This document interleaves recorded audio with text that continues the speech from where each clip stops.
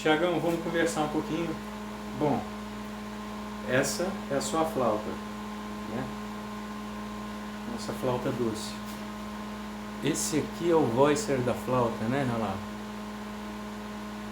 O ar tem que ser colocado naquela meia-lua ali como se fosse uma flechinha. Mentalmente você tem que imaginar que o jato de ar está seguindo bem no meio dessa meia-lua.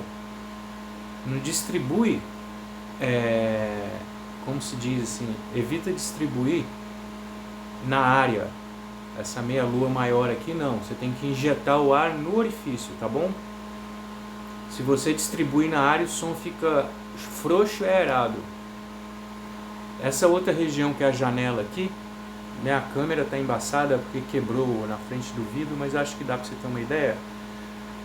Nenhum objeto aqui, tá bom? Nada pode danificar essa partezinha aqui, ó. Quando muito, você pode gotejar ali um olhinho de peroba, deixar umas 20, 48 horas absorvendo, né? E como ela ainda está jovem, apesar de ter passado pelo processo de secagem, eu aconselho você a deixar ela assim uns 10 a 20 minutos pela parte da manhã no sol, quando o dia estiver azul, ensolarado, deixar pegar uns 10, não passar de 20 minutos não, mas deixa lá uns 20 minutinhos, aí você vira ela com muito carinho, cuidado, sabe? Para evitar de dar fungo, porque como eu disse, o bambu é uma cana, né? E embora que esse bambu aqui é bem difícil, ele por ser escuro, essa substância aqui parece que afugenta as brocas. Hoje o dia não foi fácil, mas eu quero fazer as observações pertinentes. Outra questão que você falou, da afinação. Eu cuido de colocar as notas no lugar. Agora imagina você, vou saltar da flauta para o clarinete, fica mais simples. No clarinete, a palheta, mesmo que ela esteja muito bem colocada, se a pessoa apertar muito o lábio, soprar mais forte ou mais fraco, ele exageradamente, em comparação com a flauta, ele chega a saltar mais de uma oitava. Então a flauta não é um piano, sabe? Que a nota está ali, você vai aquecer primeiro, tocar bastante, depois que você tiver aquecido, brincado, aí você pega um afinador e busca testar as notas. Outra coisa, eu vou fazer as observações como se ela fosse uma flauta em dó, tá? Mas ela está na tonalidade de sol. Então quando eu falar, por exemplo, a nota sol aqui, corresponde ao ré, né? Porque a quinta nota aqui embaixo, ó, a gente conta o grau da escala, vai uma contagem, ó. Ela fechada, sol, tira um dedinho, lá, si, dó, ré. A quinta é o ré, tá vendo? Mas na flauta doce, essa posição é o sol. Então, para todos os efeitos, ela é uma flauta doce em dó. Só que tem que transpor, ela está em sol, tá? Uma flauta alto. O meu exemplo talvez continue sendo dos melhores, que eu estou bem cansado, mas as observações que eu preciso fazer... outra coisa, na hora que você for buscar afinar as notas, aí os acidentes da escala, né, considera a importância desse meio furo aqui, nesses dois, o mindinho e o anelar tem um furo duplo aqui, tá vendo? Por exemplo, na flauta barroca, o Fá da segunda oitava, ele na segunda oitava, né? Ele ou é fechado ou um pouquinho, eu deixo o menorzinho aberto. No caso dessa aqui, o Fá da segunda oitava, você vai deixar metadezinha aqui, o furinho menor aberto para ele aparecer lá. Tá? A mesma coisa vai acontecer aqui, tem muitas posições para o Si bemol, você vai verificar qual que fica melhor, mas pelo que eu andei experimentando, o Si bemol, o Si natural é aqui, o indicador e o polegar, ó, na flauta doce, né? Desce mais um é o Lá, aí desce mais um é o Sol, então Sol, Lá, Si. O Si bemol você vai abaixar esse aqui, tirar o médio, abaixar o anelar, colocar o indicador da mão direita, o médio da mão direita e meio dedo aqui, ó. Essa posição corresponde ao Si bemol, da primeira oitava. Deixa eu ver se tem outra... aqui o Si bemol. Bom, então é isso. Você fica cauteloso na hora de lidar com os acidentes da escala, tá bom? Porque geralmente para uma única nota você costuma ter até 20 combinações que resultam nela. Dessas 20, 30, 40% vai estar semitonada, tá bom? Mas com gabarito lá você vai conseguir. Aquele livro traz um bom gabarito.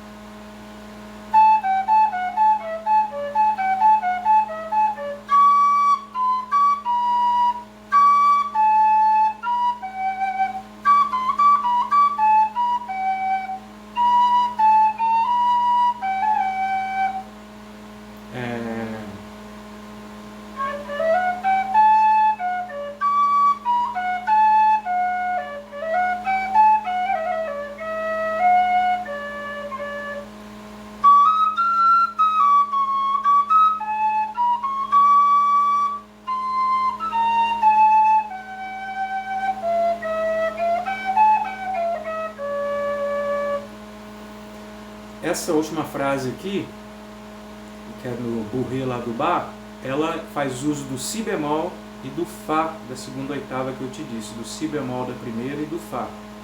Então você vê que as notas estão aqui, tá bom? Aí mais pra frente, caso você precise de alguma, tirar outra dúvida, como eu tenho cópias idênticas aqui, a gente vai se falando, tá?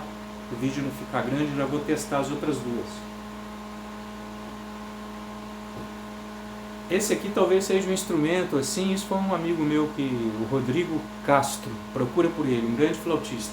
Lá na USP tem um curso de 6 anos, ele é fera. E quando ele escutou esse apito, ele falou, nossa, nesse instrumento o bambu se encontrou com a música totalmente, o timbre, a penetração do som, a dose certa. Ele acha maravilhoso esse apito pentatônico. Eu, em particular, também. Vou tocar a escala, ele está em Si bemol, porque eu aqui na banda, aqui na cidade, os instrumentos são tudo em Mi bemol e Si bemol. E eu fiz para brincar com eles lá, tá? Mas eu vou deixar isso com você.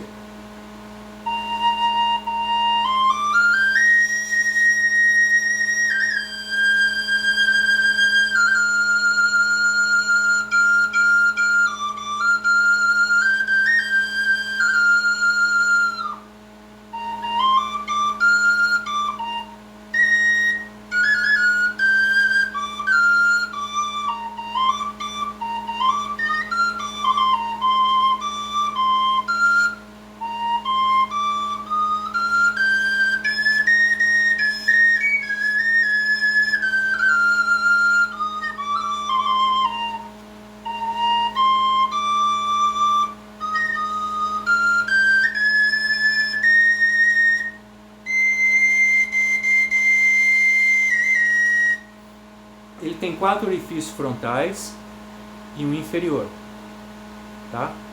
São 5, mais os 2 duplos aqui, vai para 7, né? Então você pode combinar depois para buscar soprando mais forte, mais fraco, você vai testando para cada posição, você sopra médio, ó, suave, forte, muito forte. Dessa forma, você vai conseguir para cada combinação a série harmônicazinha das 3 primeiras notas e você vai anotando depois aquelas que servem, que estão boas na afinação, e as que estão semitonadas você descarta. 2 elevado a 7, né? 2 elevado a 3 é 8, a 4 16, a 5 32, dá 64 combinações no total, né? 64 ou 128? A 3 é 8, 4 16, 5, 64. Mas se você considerar que para cada uma dessas 64 você vai soprar fraco, médio e forte, você multiplica 64 por 3, né? Vai dar 180 mais 3 vezes 4, 12, 172, 192 possibilidades, tá? Se você enxugar isso, aproveitar 30% dessas notas, você vai ter muita nota para brincar aqui.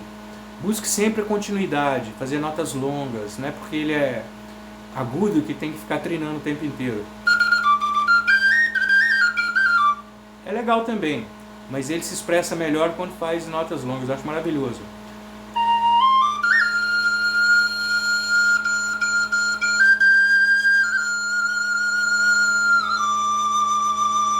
Outro detalhe que o Rodrigo sempre falava para mim, ele falava, faz a música dele.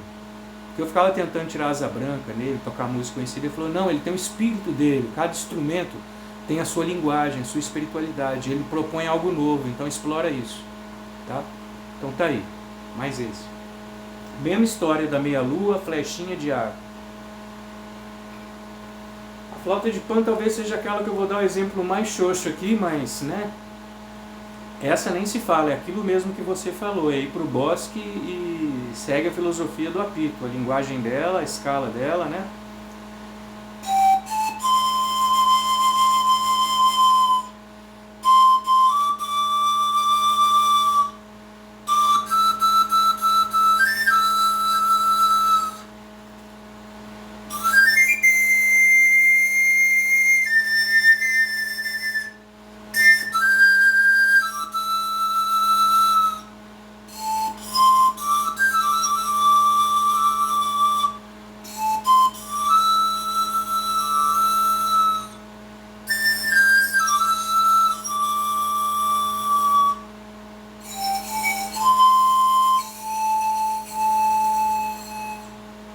acho que você vai viajar no som melhor que eu, assim, porque eu troco toda hora embocadura e tem que aquecer para o som ficar bem legal, mas eu acho que deu para dar uma ideia, né, de qual o potencial dela.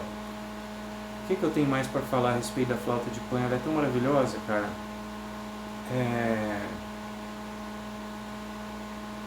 Bom, é isso.